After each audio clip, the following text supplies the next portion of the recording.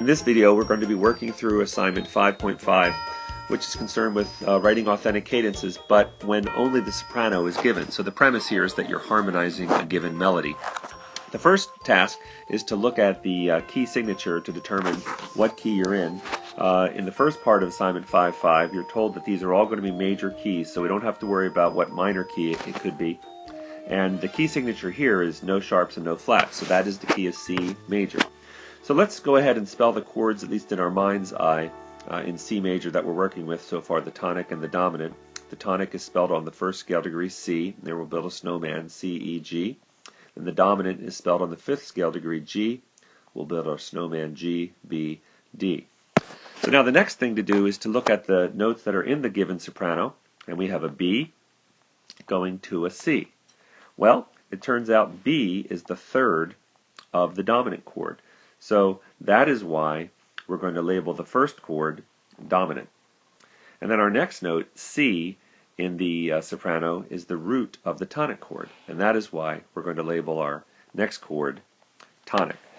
Now all we have to do is put the roots of these chords, matching up the Roman numerals. We'll put a G for the dominant chord and a C for the tonic chord. Now we could have put a lower G, that would have been fine. And we could have even put a higher C, that would have been fine. And if we did that, that would make a big difference about what the other voices are. But we're going to go with the ones that I originally chose. And now what's left is to make sure we have good doubling. So for instance, in this first chord, the dominant chord, we already have one G. Let's give the other G to the tenor. So we'll share the note head, just put a different stem direction so we see that the tenor is doubling the bass. And that's our two roots. And we already have the third of the chord. That's in the soprano. So all we need is a D, and we're going to give that D to the alto. And then let's try part writing procedure 1, where we maintain a common tone. Well, the common tone, the note that is in both the tonic chord and the dominant chord, is the G. So let's go ahead and give that common tone in the tenor. We'll keep it. And then we'll move the other two by step. Well, the soprano already does move by step, so let's just move the alto by step up to E. And it turns out that by doing that, we get the right doubling. Right? We have two roots. There's a C, there's a C. We get a third, there's our E, and we get a fifth, there's our G. So that's how you do number 1 on assignment 5.5. Let's do one of the minor key examples, and that would be number 6. So again, looking at the key signature, we have two sharps, and this is a minor key. So the only D major would be two sharps, but the relative minor of D major is B minor. So we're going to put this in B minor, and then in our mind's eye, let's spell the tonic chord, spelled B, D, F sharp. You know, F sharp. It would have been in the key signature, F sharp, as well as C sharp. But we'll put the sharp here anyway. So there's our tonic chord. It's a minor chord. And let's spell the dominant chord, F sharp, A, C sharp.